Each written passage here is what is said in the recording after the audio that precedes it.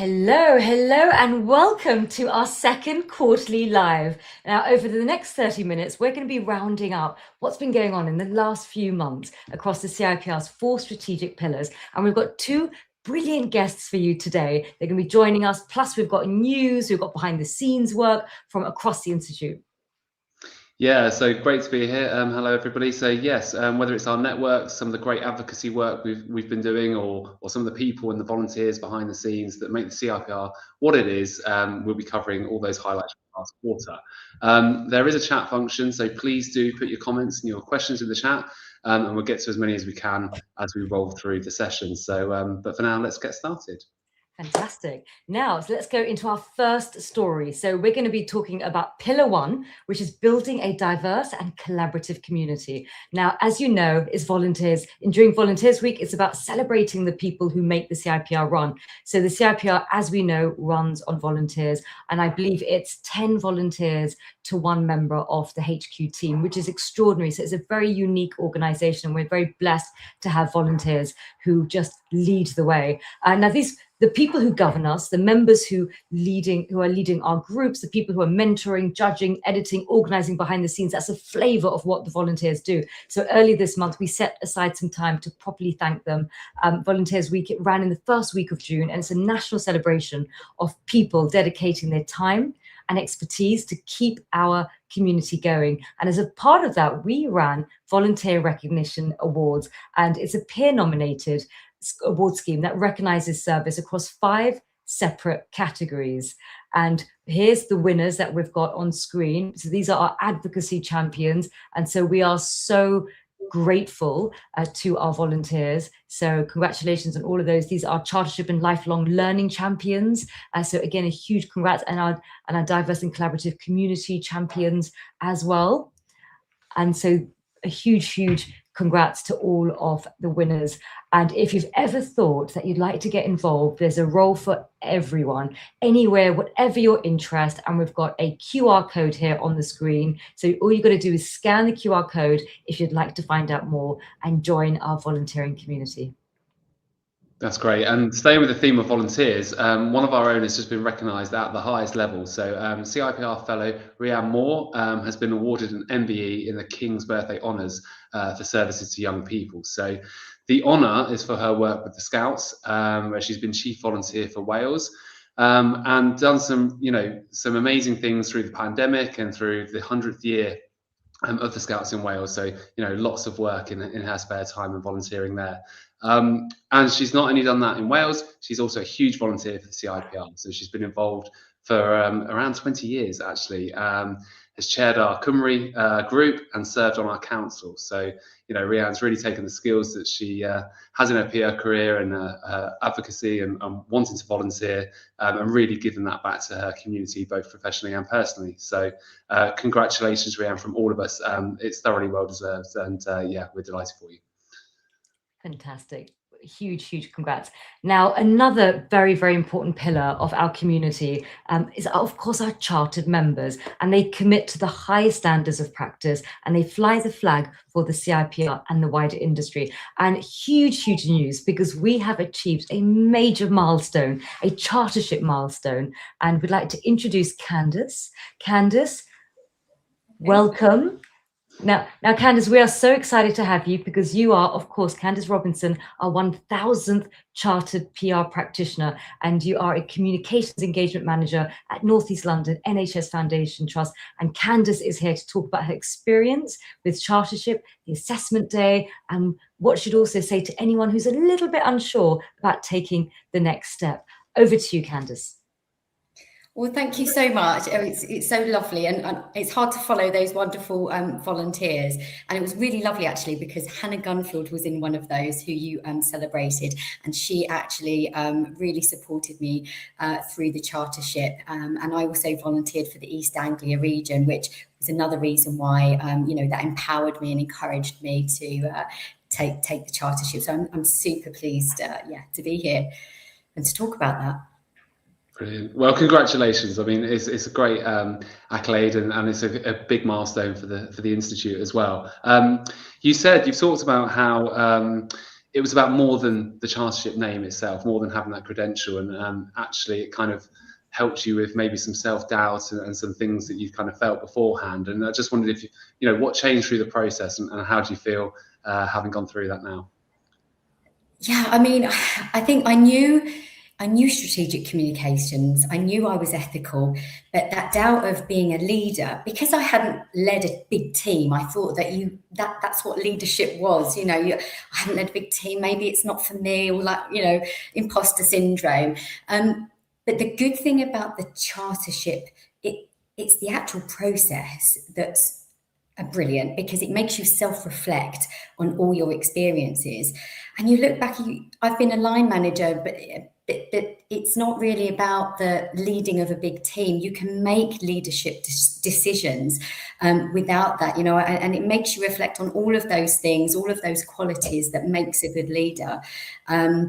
So I think that now I'm so much more confident having the chartership. I kind of knew my stuff, but just having this here now, it gives you just so much more confident going into to meetings where you're advising, you know, senior leaders.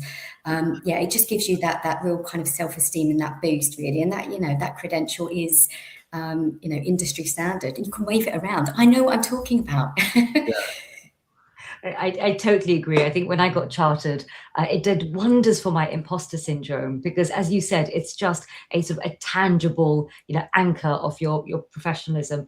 Now, the assessment day, Candice, it looks at a few things. It looks at ethics, it looks at strategy, it looks at leadership. Which one of those three stretched you the most? And was there also anything about the process, the assessment day, that actually surprised you?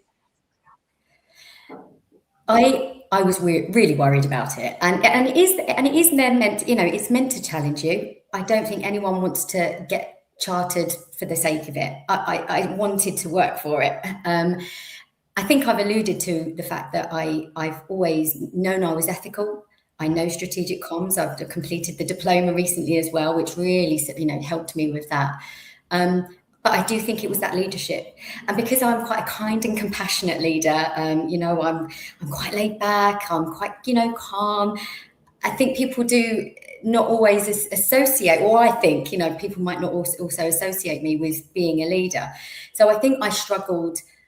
I thought I would struggle with that part, but actually having, you know, going through the process, doing that little bit of preparation, it makes you, you know, critically think back about what you've done. So I think that you know, you don't, if people are worried about those elements, you don't really need to. The whole process of this is making you feel just sort of ready for it.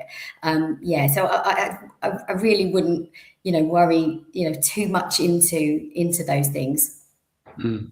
So, I mean, sticking with that theme about, I think it's really interesting. Some people do say in feedback, oh, I'm a bit nervous about putting myself forward, and I'm not sure if it's the right time, and, you know, whether I'm ready for this. So if someone's watching now and is thinking about it, and maybe they're on the fence, what's your advice to kind of push to the next step? Yeah. Every single person I've asked or spoken to about chartership, every single person, including myself, said done it sooner. Like I've said just previously, I think the process of chartership, not just the day itself, and being awarded it is amazing. But it's the cherry on top for me. I found the process, giving myself those, you know, those weeks to think about me, identifying my strengths, my weaknesses. That was actually as valuable as the assessment day itself.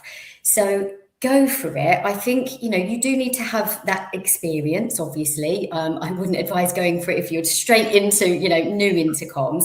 But if you know that you are strategic, if you know that you have led not just in a big team, but you have, you know, take ownership and leadership of something, that you do practice ethical communications, you abide by the code of conduct. If you know all those things about it, then I would say just go for it. It's so good for your sort of reflecting, I said, about your strengths and weaknesses. And also it kind of propels you to the next couple of years or where you want to be. It really makes you challenge those, you know, and preconceptions about your own abilities as well. So I would absolutely advocate everybody just look into this, read the resources, look at the, you know, we've got an abundance of resources about chartership. Just look at those, read those, and I think just just take the leap of faith. Yeah. I love it. I absolutely love it. And just one last question. How did you find out you were the 1000th chartered PR practitioner, and what did it feel like? Well, like I feel a bit cheeky really, because it could have been any one of us on that day. So, you know, I never thought I'd win. We did get told that one of us would be the 1000th. I thought, it's not going to be me. I don't win anything. And then when I did, I thought, oh my God, what an amazing thing to be part of, and having, you know, being part of this interview, and, you know, being able to advocate and obviously that just promote this to other people and new people coming into the industry. You know, you absolutely can progress and move forward and you know, do wonderful things. So it was an amazing feeling. I just feel really humbled, and actually I share this with everybody, all of the other 999 people. So it's not just about me, it's about everyone that's taken that chance on themselves. Thank you so much for coming and sharing your insight and giving your time to just inspire us. So thank you so much. Thank you. Cheers, thank you. And in the top corner, you'll see a Get Chartered QR code. So if you want to find out more information, if you're yet to make the leap, hopefully Candice's story has inspired you to step forward. And I think one of the things that I really liked, you know, she reflected the element of reflecting on your career and thinking about where you are today and the learning that you have to do going forward. So that's a really important part of professional practice, that ability to kind of, you know, look at that assessment, do that reflection, and then think about what gaps and what things you still need to do. So obviously, commitment to raising standards, commitment to raising the profession, it's core to everything that we do here at CIPR. And one of the things as part of that is looking ahead and seeing what are the skills and what are the things that we need to be aware of that are coming down the line. And of course, few things are changing more than AI. It seems to be updates and things happening on a daily basis. And that brings us to our next guest. So we'd like to bring in Frank Diaz, an AI adoption and change consultant. So he's group lead for the CIPR Inside's digital evolution work and the lead creator of a new guide on AI and digital ethics for communication. Hopefully we can just bring Frank in now. Hi Frank, how you doing? Thank you. Yeah, it's quite a mouthful with regards to the guide title. It is, but you know, it says what it, you know, it does what it says on the tin. So no, really good. And you're going to talk us through why AI ethics are important, and a bit about the content within the guide, and what your group has got coming up next. So Yeah, sure. Well, I think you mentioned that at the start there with regards to the high standards of practice. I think that's our grounding in terms of most communication professionals. And then also I saw that CIPR recently released their responsible AI guide as well, which was aligned to the Global Alliance principles. And it's those sorts of drivers really that sort of led for me and my group to actually start to look at the more practical side of everything to do with AI. And again, a lot of the conversations I have with different people from training to more thought leadership and trying to guide different leaders, it's all about really around how do we actually practically do this role. And I think with ethics in particular, it's our wheelhouse in terms of our real USP, more so than any other team, so to speak, when we start to look at how we advise an organization, or also really reflect our standards. And I think the Gallagher State of Sector report came out earlier this year, whereby they said there was a widening gap between teams who have some form of governance around AI use and those who don't. And the ones with structure actually feel significantly more ready. And I think this is the right time for this type of guide, whereby we've taken the work of CIPR's great work to date around AI and ethics and the conversation, and just tried to create something a bit more practical that communicators will hopefully connect with and then can use within their own team conversations. Yeah, no, I think it's really interesting the timing, like you say, with around that governance and that ethical side, because I guess in the early days of anything new, people are very kind of tactic based and functional, aren't they? They're like, what can I use? How does it work? And then they're kind of testing and playing and maybe starting to bring things into workflows. So, but now we're getting to that governance and ethics point. So why do you think it's now that that's got to the top? I think it's because there's a gap there, and particularly with our standards, our high principled standards in terms of professional communicators. AI opens up so many issues from left, right, and centre. And so it was a neat time with regards to what we bring to the table to actually start to shape it and actually start to get more involved. And the thing I love about what we do as a profession is we've got all the right fundamentals. It's just really putting this AI wrapper now into what really makes us who we are as professional communicators. That we've got the curiosity, we've got the right questions to ask about this. We care about our stakeholders and the impact this has, both in terms of you as an individual, but also you as team. We just have so many angles to it that if we don't really improve our way of learning about this, how can we advise anyone else if we don't become fairly good at this stuff, but grounded in our sort of ethical principles in what we look out for? Fantastic. And Frank, I wanted to just ask you, a lot of the ethical AI guidance, it really focuses on the dangers of AI. Do you think there's a bit of a pessimism bias? Do you think that we should not be too cautious, or not only focus on caution, but also look for the opportunities? I'd love to get your thoughts on that. Yeah, and even with our guide, we definitely start off with that because we're so used to ethics being about mitigating risk, and also from a comms angle with our professional hat on, we always have that by default anyway when we're looking at stuff.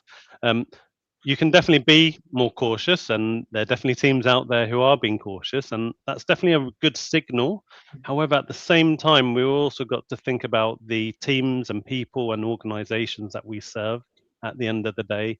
And most of these companies are all about commercial drivers. So we've got a really important part to play to be that bridge between the commercial as well as the ethical. And so in the final chapter of the guide, we do talk about being aware of not being too overcautious. And in particular, our role really, particularly to serve the different stakeholders we do, we must also really understand how this thing works and how do we use it rather than this wait and see. So particularly if we want some skin in the game and we want to be at this table, we need to be seen as a trusted advisor in this, which means that we need to go all in as well. Great, thank you. And viewers will see that the AI and Digital Ethics Guide is in the top corner with the QR code as well. So Frank, just while you're with us and before you leave, what else is on the horizon for the Inside Group? What have you got coming up? Well, I've done a little short video recently for CIPR, which is just to promote that we have a webinar coming up on the 8th of July. My angle was the guide is about 50 pages plus.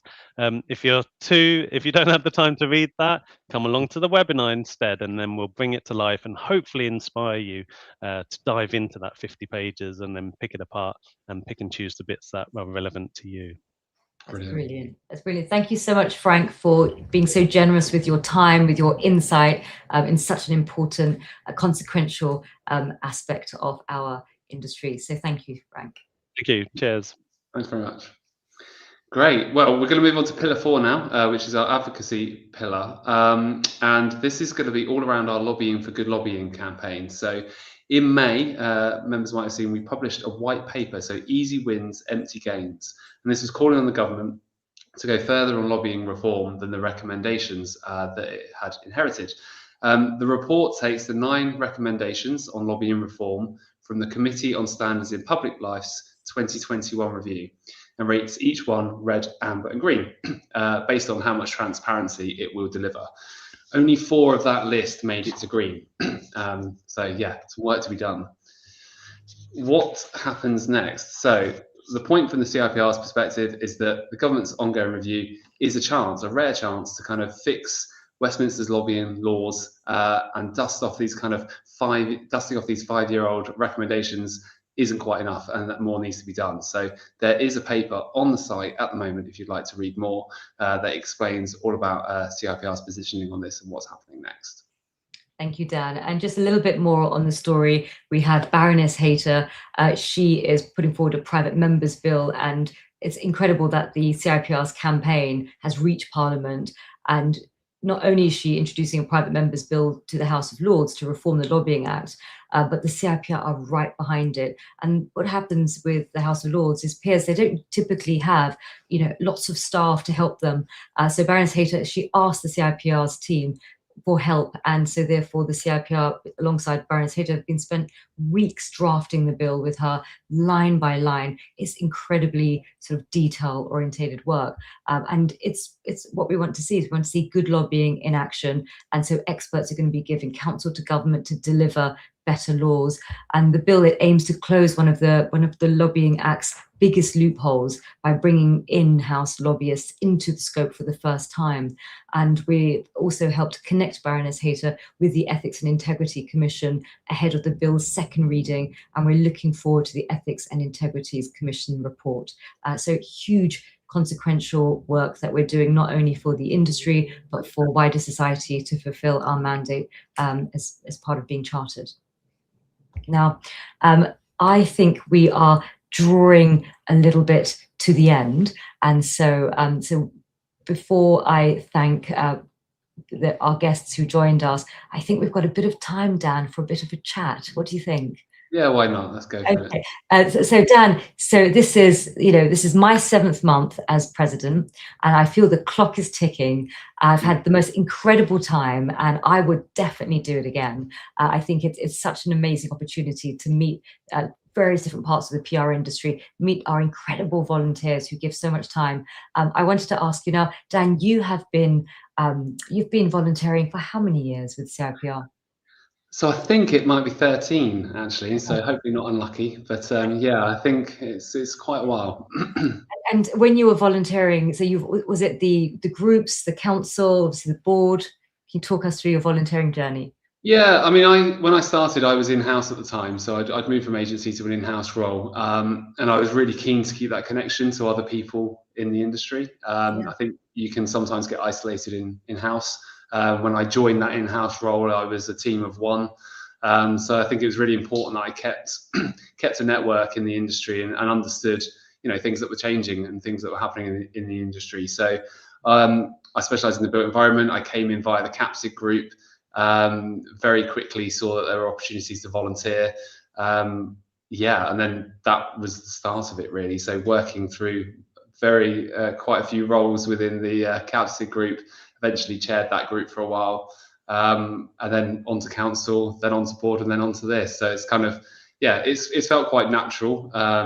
It's been this thing that I think, I guess many volunteers will think this, and we've just heard from Frank and creating that guide, for example. Once you're in, there just seems to be other things that suddenly come to the surface and you kind of want to be involved in and get opportunities to be involved in. Yeah, and I think both of us are kind of examples of different types of, sort of presidents, because you've got this long history volunteering with the CIPR. I just, was for, I think, a year on the CIPR International Group. And so I didn't have that sort of long ramp. And it shows that actually to be president, you can go either route. You could go down, the sort of long-serving volunteer route, or indeed, as a member. What I wanted to ask Dan is, having volunteered for so many years, and now you're in the role of being president-elect, is it different? Because I'm sure there's lots of members, but also a lot of volunteers who are thinking, oh, I wonder if I should apply next year.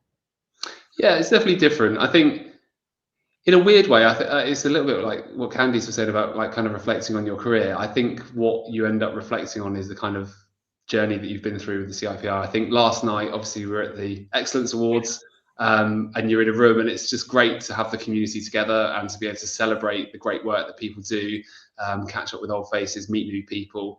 And I think that's one of the real strengths actually of CIPR. It's those networks, it's those groups that form together, and people get to know each other, get to know each other professionally and work together over a number of years.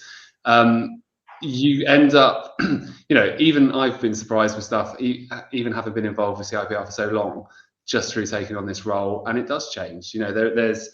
It's like the iceberg thing. There's more under the water that you see all the time. So I think if anyone's thinking about it, it's great that we had a contested election last year. It's really important that we continue that going forward. That we have people that step forward and want to take these opportunities on. Yeah, I think it's great. And what's also wonderful about the CIPR is whether you're trying to, look to join the council or the board, they provide training as well. So, if it's your first rodeo, joining a board or a council, they give that level of support. Or if you're an experienced like non-executive director, it gives you that route. So it's really inclusive from that perspective. So we're drawing to an end. I just want to say thank you for everyone who's tuned in. A huge thank you to Frank and Candice. And we're so proud of the work that both of them have done.